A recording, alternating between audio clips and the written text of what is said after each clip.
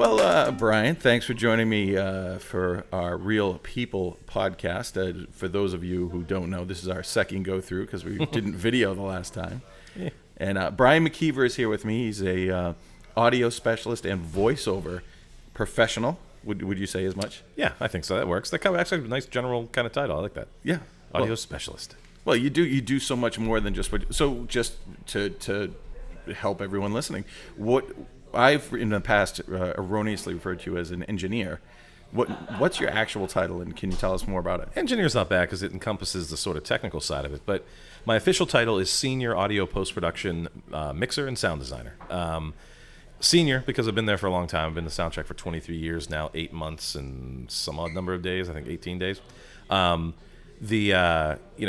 post-production is a specific part of audio where it's the dealing with after they've gone out and filmed something, after they've created something on a script, we implement it, we edit it, we make it sound better, put it all together. And then sound design is something I specialize in where it's the creation of stuff that doesn't exist. For example, lightsabers and Iron Man's armor, things like that.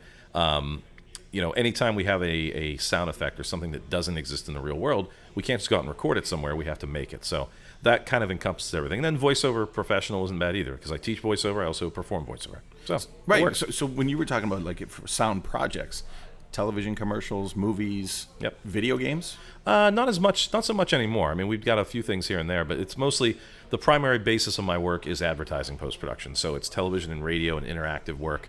Voiceover recording, music creation and selection from libraries, and then sound effects editing, sound design, Foley, etc., to make it all work together. The other side of it is film work. A lot of independent film stuff that we do, and then voiceover classes that I teach. So that's and voiceovers I do. I want to save the voiceover for a little bit later because it's really good stuff that I want to get into. But one of the things that I enjoy you talking about is when you talk about there's like a sound recording for movies after it's been filmed. Yes. So when I'm watching a movie, what I'm hearing them say to each other may have been recorded on that set, or maybe they went into a studio after and kind of voiced over themselves. Most likely they did. What is that called? How does that work? It's called ADR. It stands for Automated Dialogue Replacement. The actors on set are captured by microphones, little tiny hidden microphones called lavaliers. A longer, very directional mic called a shotgun mic, or the boom mic. It's on a big pole held by a boom op, and that sound recording on location is susceptible to any noises in the environment. If they're doing any sort of stunt work with wires, the sounds of that, generators in the distance, if they're on like a far off location with no power, all of those things contribute to problems in the sound field.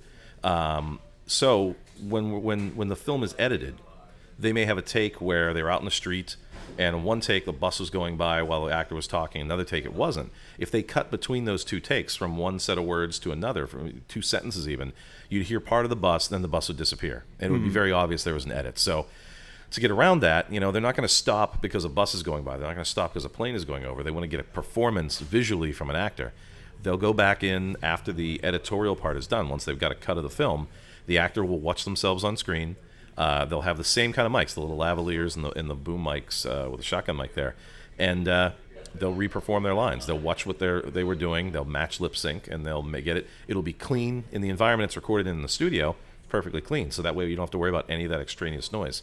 It gives a cleaner dialogue, and dialogue drives the whole narrative. So that's the real important part of it. Is it gives us something to focus on that's telling the story, and it does in the most clean, consistent manner. But now this is where someone like you works the magic. So let's say Denzel Washington filmed the Equalizer, the television show that turned into a movie that was horrible here in Quincy, Mass. We're at Cagney's, by the way, beautiful restaurant and pub. Not too far from where they filmed the Equalizer. So say Denzel does some lines, and like you said, the bus doesn't line up or there's a noise they don't like. So Denzel comes to your studio and sits with you to record. If he's here for the next movie he's working on. Because generally, the actors that are here in town working, the films they did prior are the ones that are in post-production, the ones that are being edited, the ones that are coming to completion.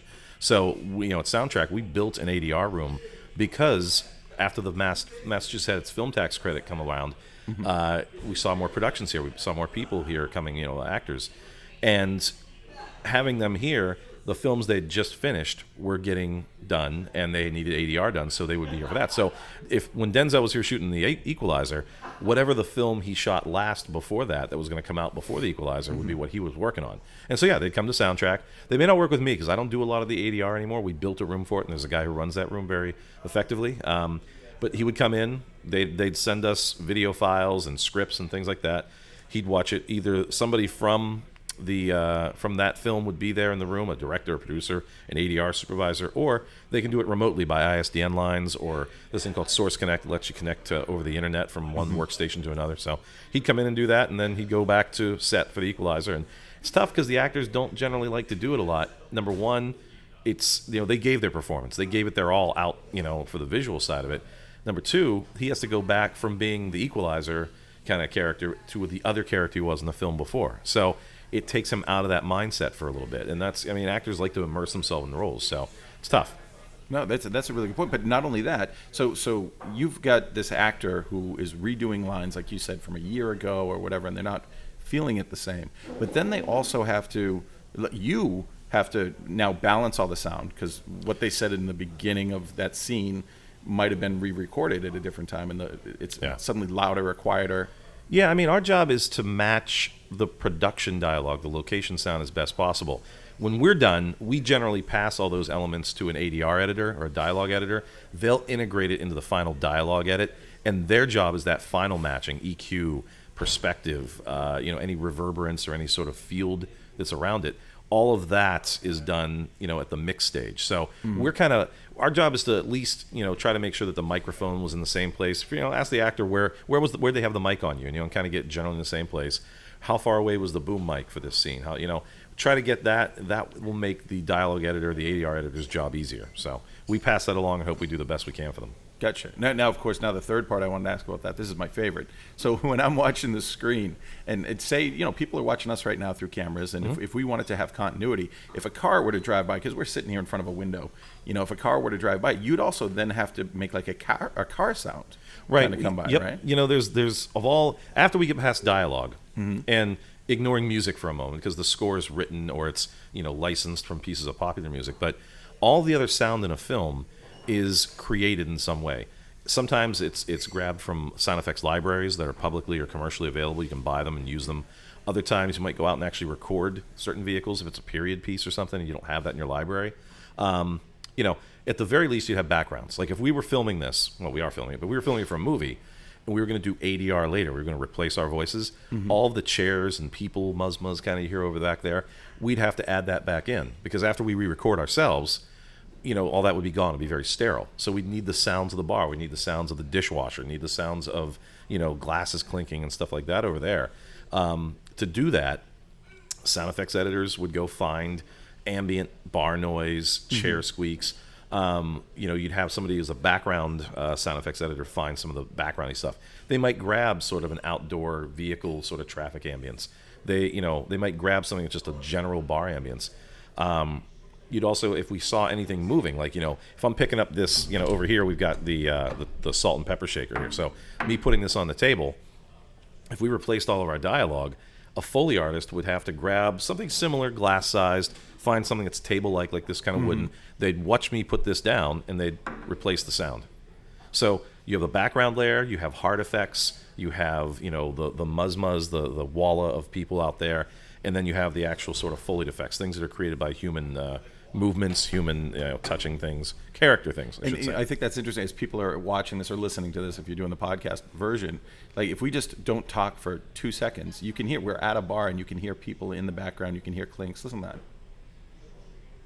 Like, so that's a sound that you would then send someone out in the field to do, or you'd make yourself. So you use this word Foley. Tell me about Foley. Sure. Foley comes from, there was a guy named Jack Foley.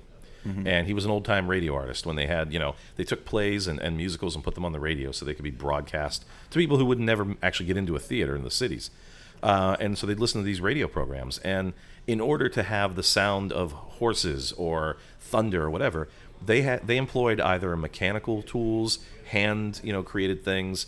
very rarely would they have any recorded effects because they didn't have a whole lot of recording technology. But, thunder, they'd have a big metal sheet that would shake and it would sound like thunder in the distance.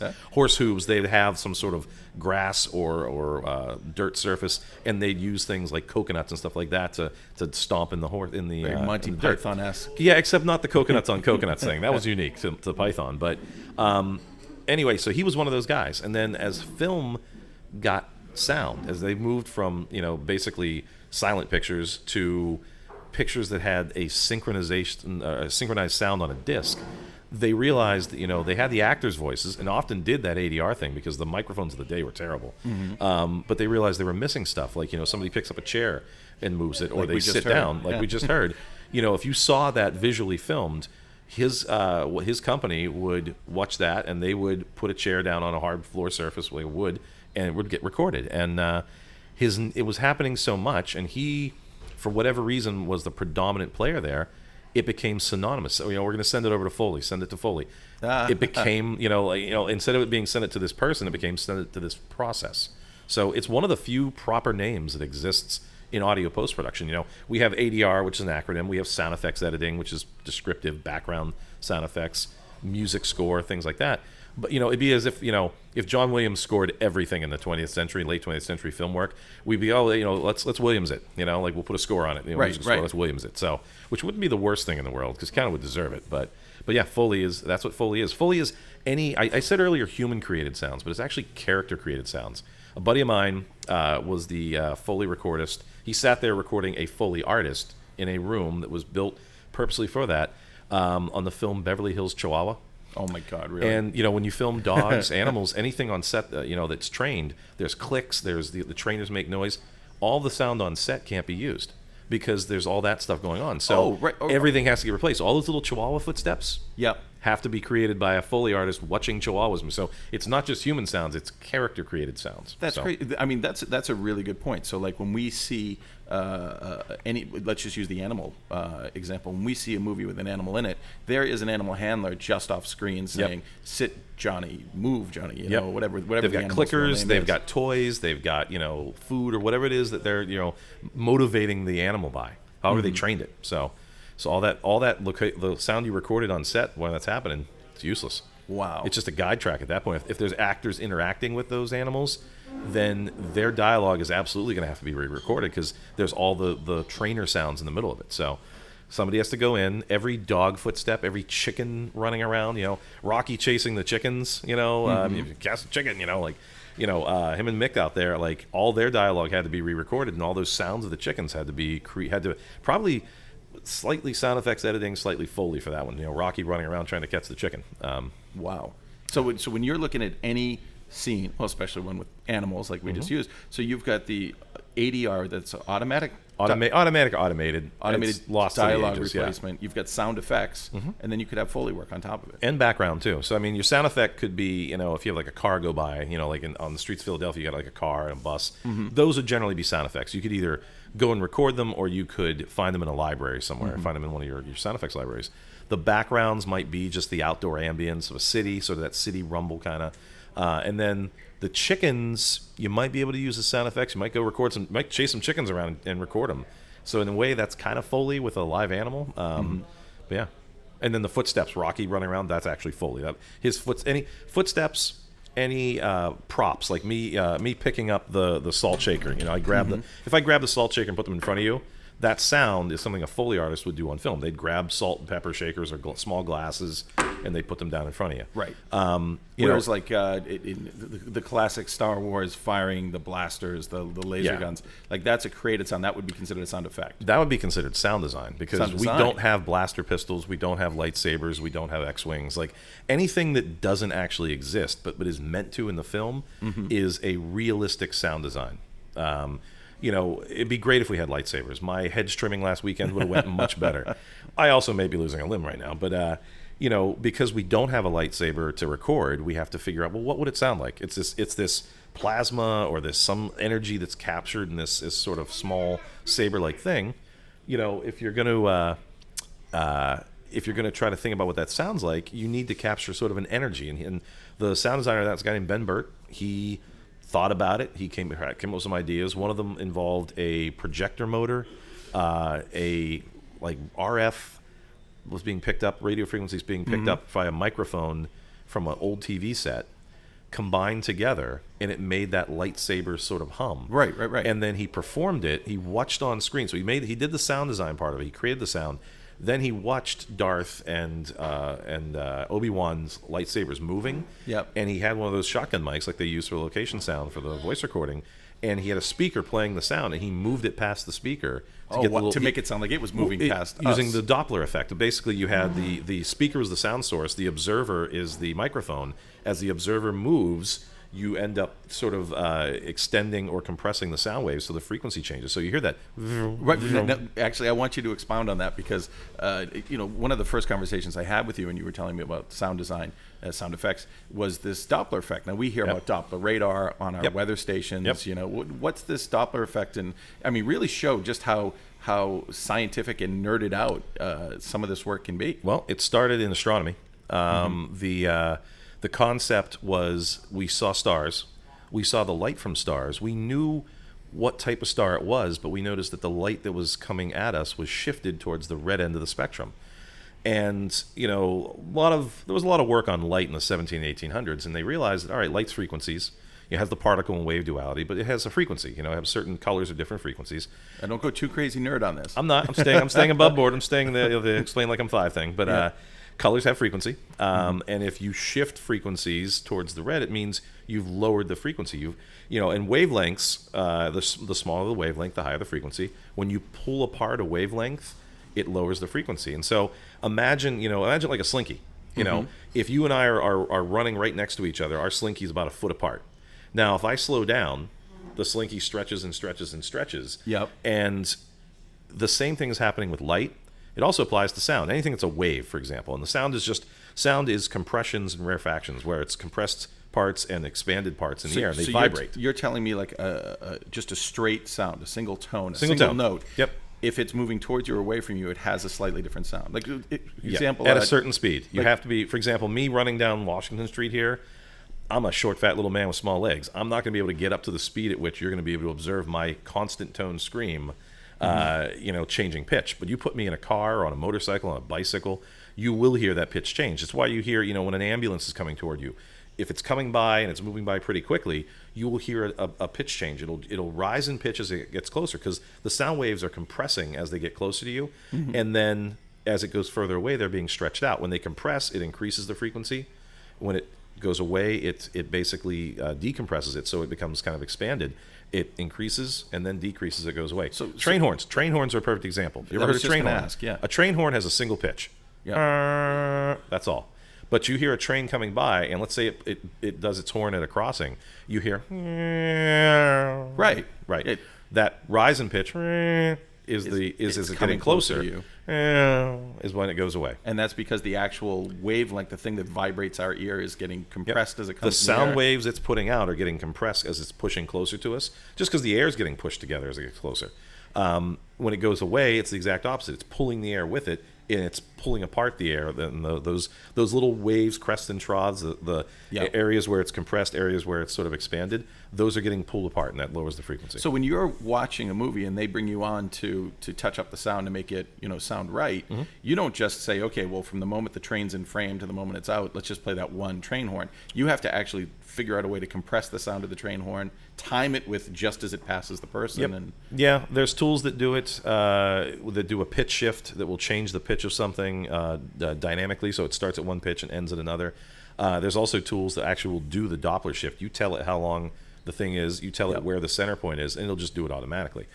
The old days, somebody had a tape recorder that had that horn on it, and they would watch it on screen, and they'd bring the pitch up as it was getting closer and then bring it down. They'd literally change the playback speed of the tape. Wow. That's what they had. Or they'd go out and record it. I mean, it depends on when. Early on, you couldn't go outside and record stuff. The recording desks were the big as a refrigerator. It was hard to move them around. You brought stuff in the studio with you, but you generally, you had to be very crafty, and very engineering is definitely a part of that discipline at that age. Now we have a lot of digital tools. We have samples. We have libraries that have recorded trains. So it's a little easier, obviously, because we have more resources. But it's the same principles, same idea. Wow. Well, I mean, here we are. We're recording what could be a radio show or a television show or a YouTube show, right in the middle of nowhere with a thing, God, what, as big as an old school calculator. Yeah. Yeah, that's pretty crazy. It is. But 30 years ago, they had actual tape reels. Yep. Yeah, we'd have been right at the edge of digital. So yeah, we would have had the easiest thing would have had to be a Nagra tape recorder, a nice Swiss-made tape recorder that had 2 channels on it, and you could drop it from 10 feet up and it would keep recording. It was built extremely well. And that's what they used on set. Before they had the digital tools to be on location, you see the guys with the reel-to-reel tape recorders slung over their shoulder on a cart or something like that, and they'd just roll on. So wow. Yeah. I'm just trying to imagine. I mean, there's a lot of equipment, a lot of work that just goes into just the sound of a commercial, a movie, anything that requires that. Everything from the location sound, where you have a team, you have a location sound mixer who's recording everything, taking care of the technology. You have a boom op who's holding the actual pole where that shotgun mic is. You have someone that's kind of an assistant. Do they really need cables. that? Like, can't they just use a stand? Well, what actors move around, and so the boom op would be pointing. If we had a boom op recording us right now, they'd point the mic at me right now, and then when you talk, they'd point the mic to you. And so they've got to know what's going on. They've got to watch. They know the script. They have a pre-pro. They know how the scene's going to go. I mean, they have a pretty distinct job. Now, is it perfect? No. Again, it's susceptible to the acoustic of the room it's in. Anything that's coming from the outside, any extraneous noise. Also, how good the boom op is. Sometimes, they keep the mic on me, and then you start talking, then they move it over, and you can kind of hear that shift. So, again, that's why we do ADR. So, I mean, you have those 3 jobs right there just to get the location sound, which 80 to 90% of it we throw away. Wow. We use it as a guide. Well, we use it as a guide track, and then we replace it with something better. Right. And now we can see why a Hollywood movie can go from, I can just hold up my literally using my phone as a camera from one of our cameras here, to you're spending $100 million on a budget to make a movie. Oh, yeah. I mean, if you did no visual effects, a movie's $25 million. Start adding visual effects in, and you work your way up to Avatar. It's kind of it's that gamut of stuff. But that's the nature of filmmaking now. And certainly, the tools have gotten cheaper, more accessible. The craft is no different. I mean, the reality is that the craft has very much stabilized in the sense that you've got all those disciplines. You've got dialogue editing and adjustment. You've got ADR. You've got sound effects editing, sound design, Foley work, background sound effects, musical score. You have someone that then takes all those elements and mixes them together. They do a preliminary mix where they kind of get all the pieces within their categories. They do all the dialogue, do all the sound effects, do all the music. Those 3 categories make up your film sound. So they kind of do a pre-mix before they get to their final mix. The final mix has all the really expensive people in the room, directors, producers, etc.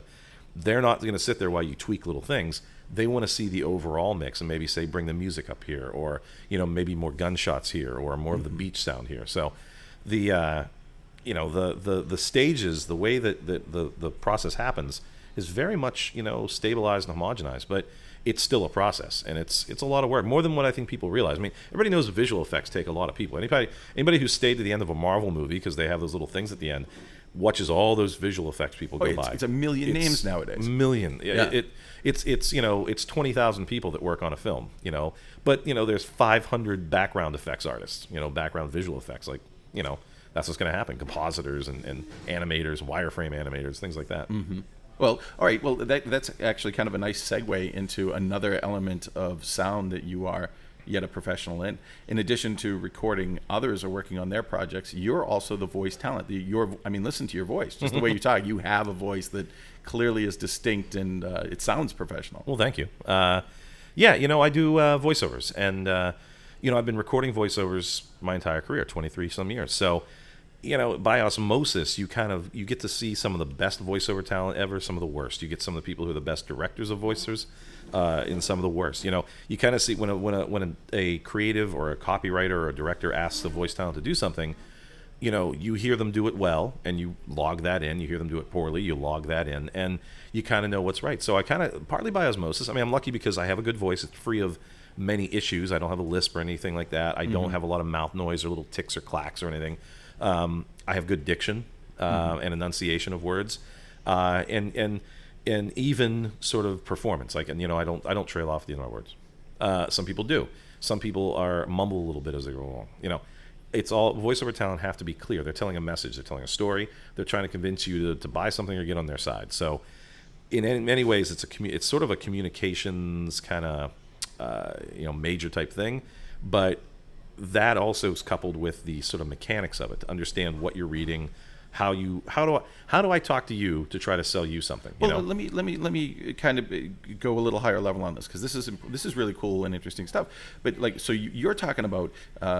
So let's use an example. You do Toyota commercials. I did I'm the audio mixer and sound designer for New England Toyota's work, but I ended up voicing one of their campaigns for their Prius. Right. So I'm watching a Red Sox game, and a commercial comes on. I'm like, that's friggin' Brian. Yep. And that's you, and they hired you to be the talent, the voice of their brand. Yep. So you have to read a script that their people wrote. Yep. But it's not just because your voice is high quality. Like, so if someone wanted to be a voiceover artist, it's not because they have a unique voice. They sound like a Smurf, or they sound like a game show host. Sunday, Sunday, Sunday. It's not about necessarily the tone of the voice. There's a skill set for how to do this. Yeah. Can you talk a little bit more about that? Absolutely. And, one of the things people say, well, like, oh, everybody tells me I have a really good voice. They should do, like, voiceovers or radio or stuff. And it's, what producers and what directors and creatives are looking for in voices now are regular voices. They want people that sound like regular people, because we've moved past the authoritarian voiceover kind of thing where, like, I'm telling you what you should buy, and this is what you should buy because I am the authority. We moved away from that, and it's voiceover has evolved, and really now, I mean, they want natural sounds. They want someone who you can't sound like you're reading. I just did a voiceover today. I had to go into work today to do one because of the schedule and everything, and they wanted me to be very conversational, like I was talking to my best friend hanging out at a bar.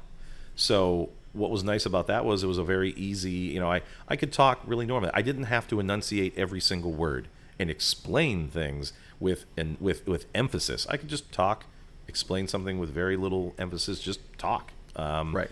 That is hard for people, because people think I have to sound like this. I'm a voiceover. They get almost robotic. They get very cliche. That's not what's wanted. So once you get to that point of how you speak, what you're talking towards, you also have to understand what you're talking about. Today I was talking about something which I'm under an NDA for, but it was a specific non-disclosure agreement. Yes. You can't talk about it yet. I can't talk about what it is in specifics, but I can say that it's a tool for a group of people to use that will make their lives a lot easier. So I had to understand what that tool did before I could really, and I asked a lot of questions of the producer, and she was very gracious in explaining certain things. And once I got that, it helped me phrase things properly. It helped me understand what things were important in a sentence or a paragraph. So without that, you're just reading. And if you're just reading, you're not going to get the gig. Whoever gets it, is the phrase my partner and I say to talent. And whoever understands the script that they're reading will be much more likely to get it than somebody who just has a great voice, And certainly there's a cliche kind of need. Like sometimes they want this sounding guy, They want that for a joke or for a cliche or for the sort of humor of the spot. But a lot of times they'll do that, and then in contrast have somebody who's very casual, relaxed, and conversational. Because just like the guys who yell at you trying to sell you cars on TV, right? Nobody wants to be yelled at. Like I heard there's a motorcycle dealer in the North Shore, and their ads always have a guy talking like this. Oh, it drives me nuts. And I'm like, why are you yelling at me? Having a motorcycle is a wonderful, amazing, fun thing for some people, and it's you can share that joy without yelling at me the entire ad. So that's again, that's what a lot of the advertisers are looking to avoid, is they don't want to yell at people, and they don't want to be commanding or authoritative. They want to be your friend. They want to tell you about something cool and hope you enjoy it. Wow. So I mean, and that is it's an industry shift.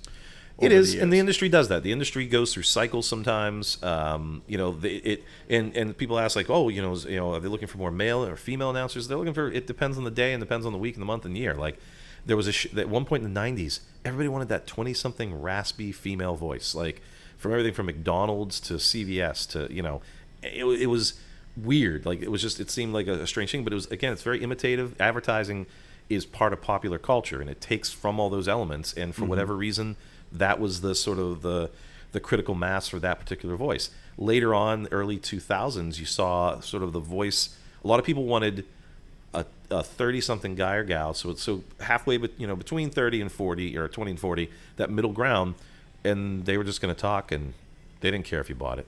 It was really whatever you wanted to do, because they're cool.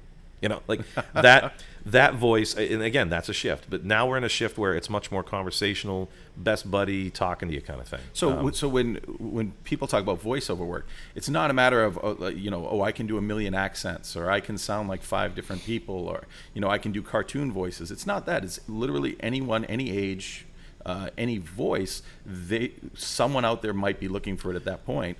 And not only do you have to have that voice, then you have to have the skills to know how to record, how to talk into a microphone, how to breathe. Yeah, I mean, the first part you said there, where it's multiple voices and accents and things like that, that's valuable. I mean, if you want to go into animation, if you want to work with to do, we don't call it cartoons. It's not highfalutin enough. You have to say animation. Highfalutin is a cartoon term, anyway, isn't it? Exactly. Yosemite Sam. Exactly. My biscuits are burning. There's always going to be call for those people to have all those voices in them, and that is one part of the voiceover world. That's much more acting, and skill set wise, that's pretty peak. If the easiest thing to do, I mean, it's not an easy field to get into, but the easiest to do is to be yourself, to talk normally and explain something to somebody or try to sell them on it in a very light way. Then you can build on that. So if you learn that part, you can build on that and add in accents. It's hard. Anybody can do a funny voice. I can do a funny voice, but now sing in that voice, be sad in that voice, be joyously happy in that voice, whisper in that voice. All the skills around that voice, it's hard. I mean, it's really hard to be that voice. And the people who can do it well make great money at it. So, some people will come into the voice world and they'll be like, oh, I like to read to my niece and I do all kinds of voices for the books and everything. And that's great for a line or a paragraph or a page. Much harder when you have to sustain it for 35 pages of a script or 2 hours of a group voice record. So, again, it's those skill sets are good. Those are something you build on from the basics of just being you and telling a story or explaining something and convincing somebody to buy it or get on your side. Just be you. Find your strongest voice, which is the one that's your most honest one, and build off it. So it's just like any other profession. It's a craft that you can learn. Absolutely. That you need to practice. Oh, yeah. That you can expand upon. Yep. Wow. And the great part is that you're bombarded by it every day. There's advertising on television, radio, even online now. So, a lot of people will skip it, mute it. They'll switch channels on the radio in their car.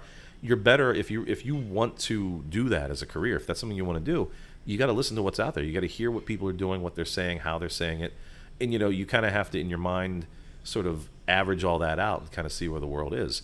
The other side of it. Earlier you said about the voices and then the recording side. Yeah, nowadays you're expected to record yourself. Now there are still talent that come to studios like mine and record.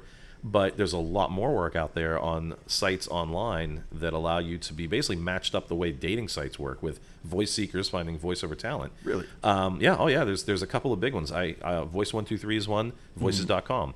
They're both pay-to-play sites. You pay a certain fee to be on there.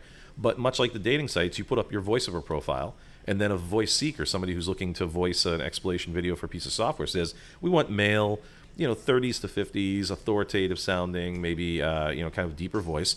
And lo and behold, they get matched up with me. And I get an audition request by email. I audition for it, and they pick me or they don't. And so as a voiceover artist, you're not necessarily going through an agent, like the guy on Broadway in New York or whatever else. You could be doing this on your own online, like you said, as if you're online dating.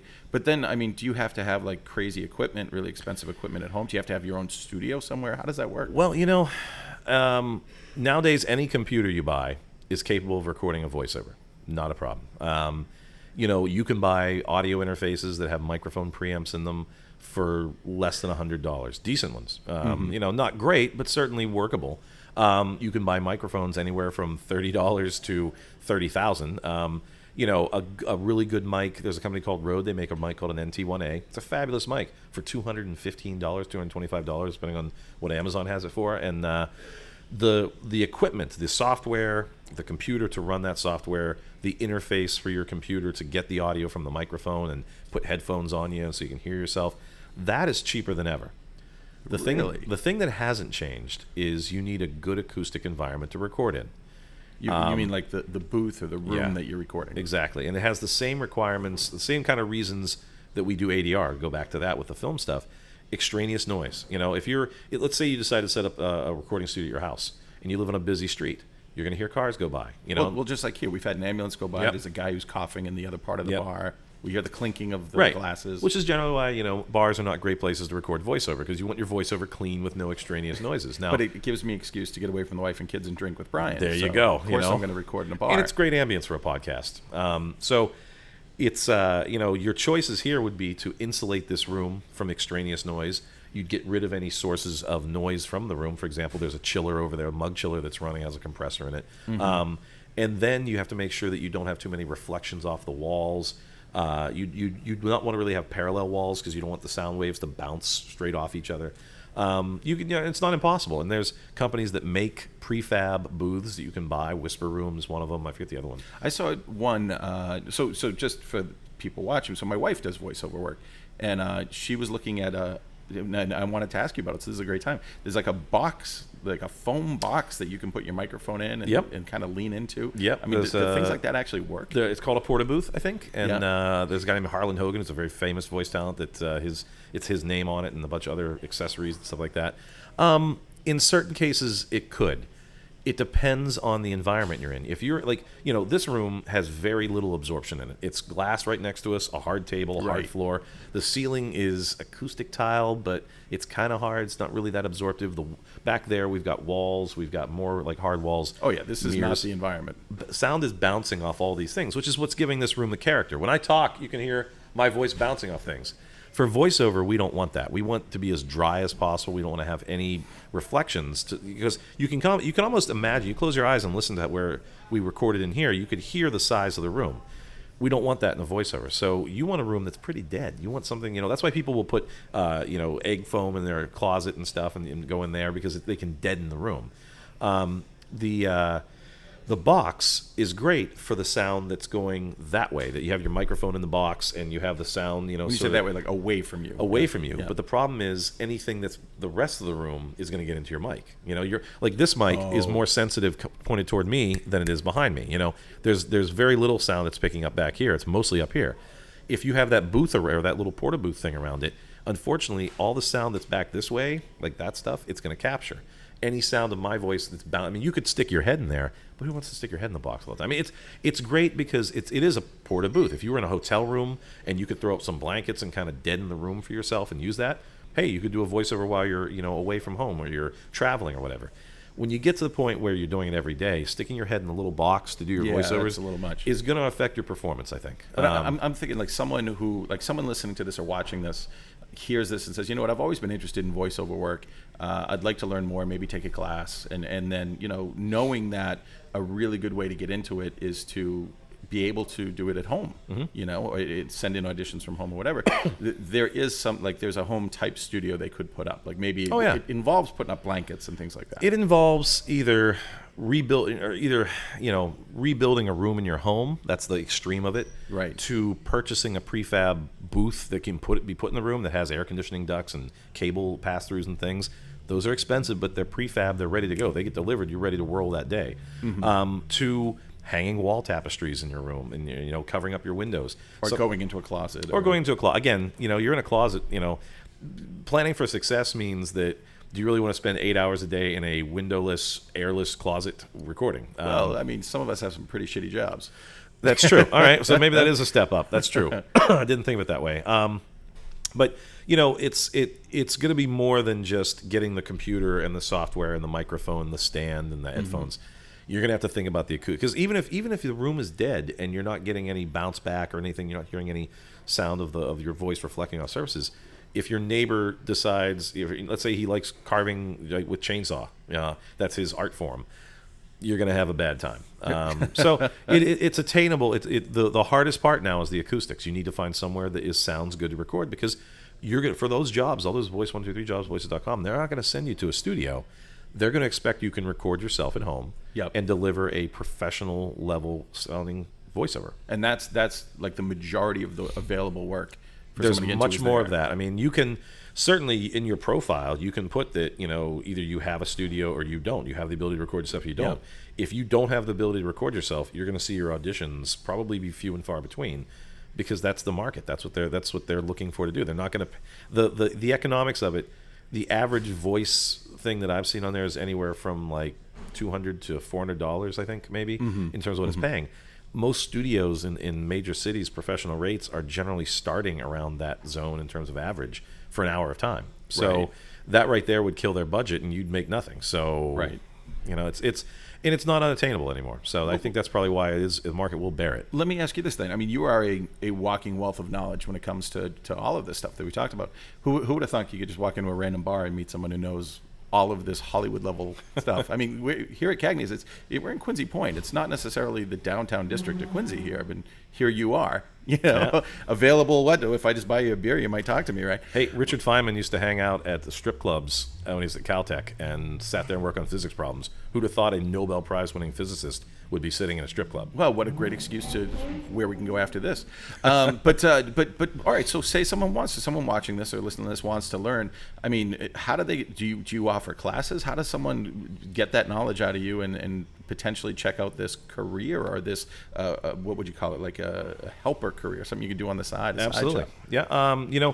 I teach voiceover classes with a woman named Dorothy Gallagher. We teach through a company called CP Casting.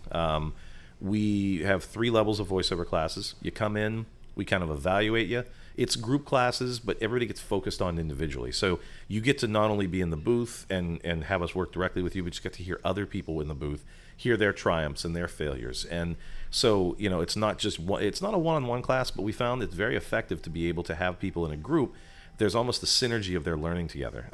We do 3 levels of that. We do some advanced classes and some audition workshops things, and we also offer a demo. So, you get the training, and in the training, you're with us for 2 4-hour classes on a weekend or 2 weekday nights, and that's level 1. Then level 2 is the same kind of thing. So it's 24 hours with us. Wow. Spread over maybe 3 months, but in between, you've got to do the work. You've got to practice. Every day, you've got to record yourself. Whether you're doing it on a real recording setup or you're just recording into your phone, just you'll be able to hear yourself back, to hear what you did, because it's very hard to self-evaluate while you're recording. It's something the professionals, the people who've been doing it for a long time, can hear, and while they're performing, they can tailor their performance differently. They can modulate what they're doing. When you're starting out, you're so concerned with just getting the words out and enunciating and having the right energy and reading the words properly that you don't necessarily always pay attention to the pacing, maybe, or your energy or your smile or whatever it is you need to be. So when you hear it back, you go, wow, I was really like rushing that. I wasn't being thoughtful the way I thought I was. So it's a little feedback loop that you can then use to get better. And so you have the training, you have practice, you get a demo that you can then shop to all the casting agents in town. You can send out. You can put it on your personal website. Oh, so if I take your class, when I'm done, I'll actually have like a demo reel that people listen to at each class. You'll get some of the work you did in the class. You'll get some pieces of that to kind of self-evaluate. And then the demo is a separate purchase because we put it together. We take all the stuff you recorded in the class. We take your best pieces, put it together in a sequence that makes sense. It showcases the best of you up front and then kind of gives some variety. We put music behind it. We package it. That's a separate thing because it's a lot of extra work. But you still offer it through your school, absolutely, through your training. So the 3 levels and then a demo. And that price-wise, that's under $1,500. I mean, that's which is a lot cheaper than we'd have in like LA or New York. But we're Boston. We're a different market. So, but when you walk out of there, you got that demo. You could shop that to anybody looking for a voice, and it shows you. It's your voice calling card. It's your audio calling card of what you can do. Right, but then these jobs, it's not like these jobs pay $25. I mean, they could pay $100, $150, $500. Oh yeah, easily when you land a job. Oh yeah, I mean we had a guy who took our classes. He did some work. He ended up doing work, union work, because you can do one union voiceover gig before you have to join the union, and he paid for the classes and the demo, the $1,300 or $1,400 it was at the time. He paid for that probably 4 times over with that one gig. Wow. Now, granted, that doesn't happen for everybody. There's some people that will have to work 3 or 4 jobs to pay it back, but it is 3 or 4 jobs or to more pay back what gave you the ability to do that job. Yes. Yeah. So unlike a doctor or a dentist or a veterinarian who has to work and pay off all those like medical school loans, it'd be quick. But it's also the work is you have to do the work. You have to do all the homework. You have to do all the practice. There's no luck here. There's very rarely does somebody just get picked out of a crowd and say, you're going to be our next voice talent. Like, you had to market yourself. You had to be prepared. Luck, there's no luck. There's when preparation meets opportunity, that's what luck is. And if you're prepared, when you get the opportunity to audition for somebody, you're going to come across as sounding amazing, and they're going to hire you. Well, I mean, this sounds incredible. We got about a minute left. So Okay. So someone watching this or listening to this wants to know more. Do you have a website, or where would someone go to learn more about this? Well, you can go to the CP Casting website, cpcasting.com. You can find me at Soundtrack. If you go to soundtrackgroup.com, the Boston section, I'm Brian McKeever. I'm right there.